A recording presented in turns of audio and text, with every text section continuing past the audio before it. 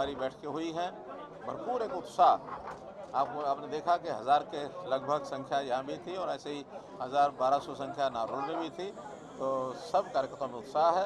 हमने विकास के बातों के बारे में इनसे जो बातचीत की है, हमारे यहाँ जो विकास के कार्य चल रहे हैं वो भी सब गिनाए हैं।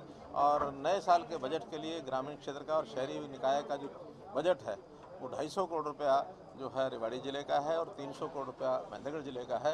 इस प्रकार से ये बजट हमने इस बार पहले से ही घोषित कर दिए हैं ताकि स्थानीय इकाइयाँ वो अपने तरीके से उस बजट का कैसे उपयोग करना है वो उसका विचार कर सकें। एम्स वाली जगह एम्स की जगह पर मनेठी में गया था, क्योंकि वहाँ अभी ज़मीन का मामला चल रहा था, वो सारा सॉल्व हो गया है। लोगों ने ज़मीन ऑफर कर दी है, वो हमने स्वीकार कर ली है।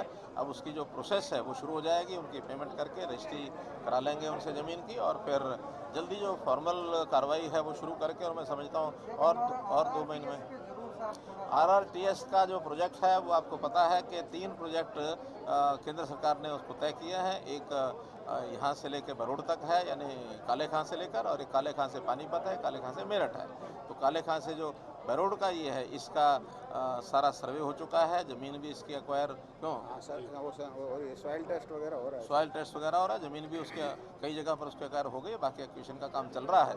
और वो जब एक बार फॉर्मल उसकी जब स्वीकृति हो जाती है तो फिर ये बाकी काम तो रूटीन के चलते हैं। साहब, आपने ना एक बिजली का इश्यू गाँवों को देने का किया था, बहुत पहले एक सुझाव आया था। इसी तरह एक सुझाव है, बहुत सारी हमारे पास फीडबैक आ रहा है, जो लालडोरा के बाहर मकान बने हुए पूरे हरियाणा में, छोटे गांव थे, कभी 150 घर थे, अब वहाँ हो गए 300-300।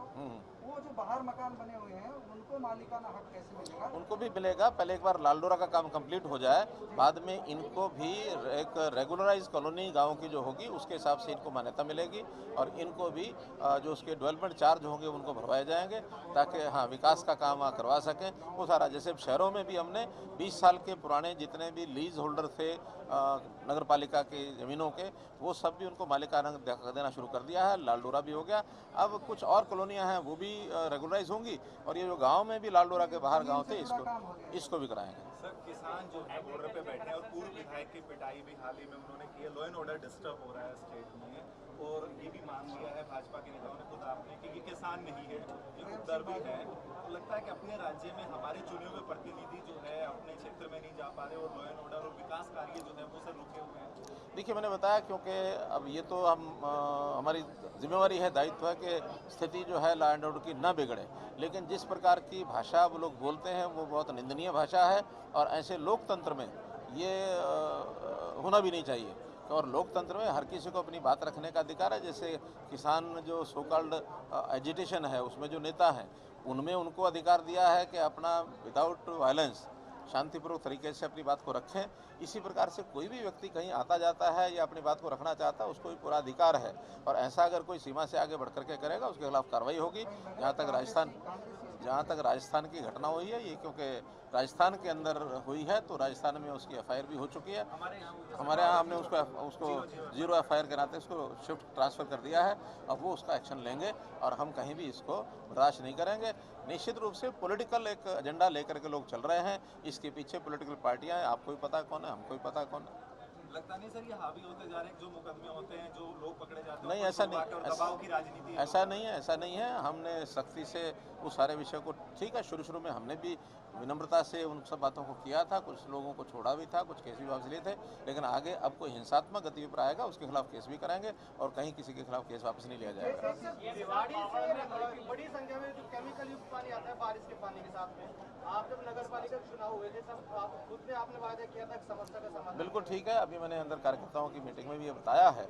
सुप्रीम कोर्ट के निर्णय के अनुसार NGT ने 154 करोड़ रुपया राजस्थान के पोल्यूशन बोर्ड को दे दिया है, और ये कहा है कि जो राजस्थान का पोल्यूशन बोर्ड है वही उससे 154 करोड़ रुपए से STP बनाएगा और या CETP बनाएगा, उस पानी का यानी प्रोसेसिंग करेंगे, और उस पानी का उपयोग भी वो अपने यहाँ करेंगे।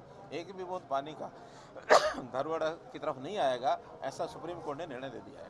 एक छोटा सवाल NHAI के 2-3 रोड है रेवाड़ी से निकलते हैं, वहाँ सभी में खस्ता हालत है, सुनवाई होती नहीं।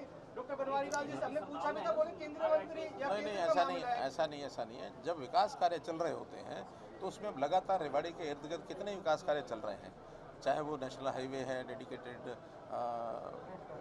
फ्रेट कॉरिडोर है या RRTS है या नेशनल हाईवे का भी जो नारनौल से और यहाँ रेवाड़ी से नारनौल जो बन रहा है, नंबर 11 है इसका शायद, 11 नंबर। तो ये सारा जो काम जब चलता है ना, विकास के काम होते हैं, तो उस समय ये कठिनाइयाँ आती हैं। टेम्परेरी व्यवस्था एडमिशन उसका कर रहा है, लेकिन स्थायी व्यवस्था तो जब तक ये काम पूरे नहीं होंगे तब तक स्थायी व्यवस्था संभव नहीं है। ये तभी होगा जब ये प्रोजेक्ट पूरे हो जाएंगे, स्थायी व्यवस्था। सर कैशलेस के लिए एक बार थैंक्स जरूरी है सर।